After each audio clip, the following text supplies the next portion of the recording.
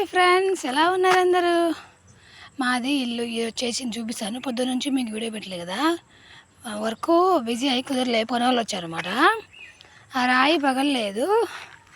అయితే ఇది మీకు కూడా ఎవరికైనా యూజ్ అవుతారని చూపిస్తున్నా.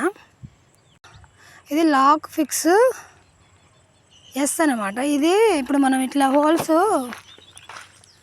ఇంట్లోకి హోల్స్ పడనప్పుడు, రాళ్ళు ఉన్నప్పుడు ఇట్లా ఆ బొక్కలు వేసి సువ్వలు కూస్తాం కదా, సువ్వలలో అది ఒక బాటిల్ వస్తుంది, ఒక ప్యాకెట్ వస్తుంది, రెండు వస్తాయి. ఇగో ప్యాకెట్, బాటిల్ కూడా వస్తుంది.